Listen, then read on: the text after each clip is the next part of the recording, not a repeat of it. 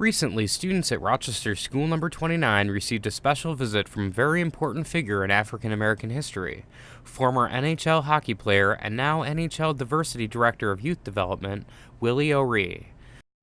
Students gathered in the school's cafeteria to catch a glimpse of OReilly, who was the first African American to play professional hockey in the National Hockey League. Willie, who signed with the Boston Bruins in 1958 and continued to play hockey professionally until 1980, shared these inspiring words for students at School Number 29 about his life, how he found success, and how he overcame many obstacles to be where he is today. I live in San Diego, and I flew in last night on the gracious invitation of Lori Kennedy, who's involved with the diversity program here. I was supposed to come a little over a year ago, but unfortunately they had double booked my travel, and so when I found out that I was coming today to visit, I was thrilled. I'd just like to tell you a little bit about myself and how I came to be with the National Hockey League's diversity program.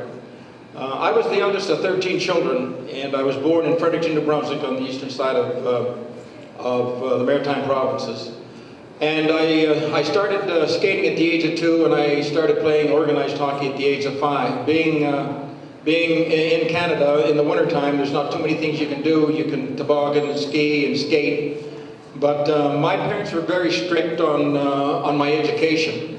They said, you can play as many sports as you want, but you need to stay in school. Education is the key. And it certainly is. You can't go anywhere in the world today without an education. And if anybody tells you can, they're lying to you. You need to stay in school and get an education. You work yourself and set goals for yourselves and work towards your goals. There's no disgrace in failing. The disgrace is not trying again. And my philosophy is, if you think you can, you can. If you think you can't, you're right. And it's so very, very true. So you boys and girls are at the age now, set goals for yourselves and work towards your goals. What you want to be when you grow up. But actually stay in school and work hard. When I was 14 years of age, I decided what I wanted to be. I wanted to be a professional hockey player. And I asked myself, well, what do I need to do? Well, the first thing, get an education.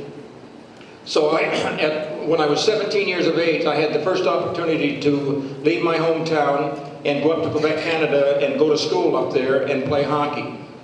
And I played for the Quebec Frontenacs when I was 17 years of age. And the next year I went to play in Kitchener, Ontario. It was a farm team of the Montreal Canadiens, so a team that's operating in the National Hockey League. So when I went to Kitchener, I had an unfortunate accident. This is a hockey puck that I carry around. It just reminds me of how this changed my life. How many of you have seen an ice hockey game? Do I have any hockey players that have played? Well, this puck travels over 100 miles an hour. It's 1 inch thick, it's 3 inches in diameter, and it weighs between 5.5 and 6 ounces. When I was playing my second year junior, we didn't wear any helmets, the goalies didn't wear any face masks. Your face and your head was exposed. And what had happened, there was a slap shot, and I'm standing in front of the net, and the puck came up and struck me in the right eye. Broke my nose, broke my cheek, and I was taken to the hospital. And in the recovery room, it was what this doctor told me that actually changed my life. His name was Dr. Henderson. And he stood by my bedside in the recovery room, and he said, Mr. OReilly, he says, the impact of the puck completely shattered the retina in your right eye, and you're going to be blind. And he says, you'll never play hockey again. Well, I kind of slumped back in my hospital bed, and the goals that I had set for myself and the dreams that I had about playing professional hockey seemingly were gone. So I got out of the hospital, and the only difference I felt about myself, I just couldn't see it on my right eye. I was totally blind. And imagine I'm a left-hand shot, playing left wing, so to compensate, I had to turn my head all the way around to the right to pick the puck up with my left eye because I couldn't see it. So consequently, I was overskating the puck and I was missing the net, and I asked myself, I said, what's wrong? So I just told myself, I said, Willie, don't worry about what you can't see, concentrate on what you can see. So my game started to pick up. Now I either had to turn professional the next year or I had to play amateur. And I kept my fingers crossed, and I did get a letter from Punch Emlag, the manager and the coach of a professional team up in Canada, wanted me to come to try out for the team. So I went and I made the team, but I didn't disclose the fact that I couldn't see it on my right eye. I said, if I'm good enough to make the team with one eye, why tell them that I couldn't see it on my right eye? So it just goes to show you, you can do anything you set your mind to do. If you feel strongly within your heart and within your mind, you really can.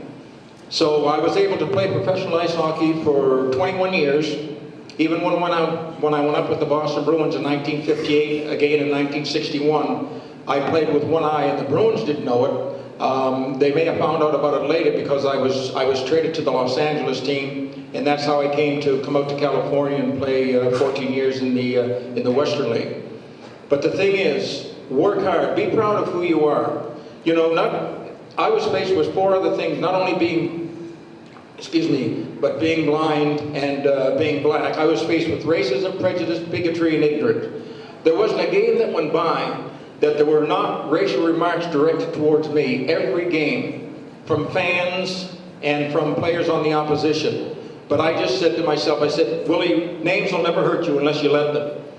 They'll never hurt you unless you let them. And I went out there and I said, if they don't want to accept me for the individual that I am, because at that time I had the skills and the ability to play in the National Hockey League.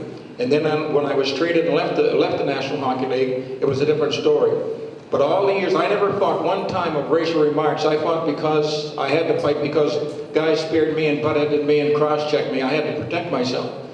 But it just goes to show you, you know, you can do anything you set your mind to do if you feel strongly within your heart.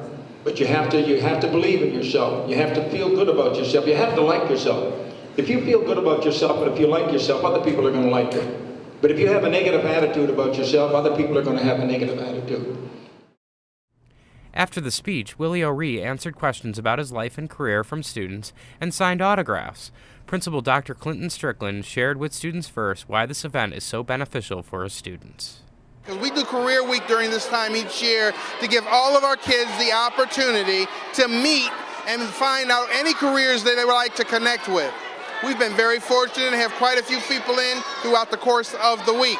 We've had architects, designers, clowns, we've had policemen, firemen, and all the various kind. And today, we're very fortunate to have an athlete. And in fact, what really is nice about it, we're talking about an athlete who is like Willie Mays is to baseball, he is to hockey. He was the first African American to actually be playing in the National Hockey League back in 1958. Now, when you think about that, that's actually awesome. So today, our kids who normally would know about King, Rosa Parks, they get to read about somebody else they may not have heard as much about, but now they're enlightening themselves to what it takes to be successful. I loved his story about making sure you get your education. And if you got something you want to do, do it. And the other thing, because he was blind, he also understood he had to compensate for some things that came to him that would have held most people back. He didn't let it stop him. I think it's a great message for our kids who are learning about what they need to do to be successful. I'm in a position to give back to the sport and give back to the community what the sport had given me, and working with the diversity program and being in contact with so many boys and girls, it certainly is a nice feeling. So it was just a pleasure for me to be here today, and I just had a wonderful time.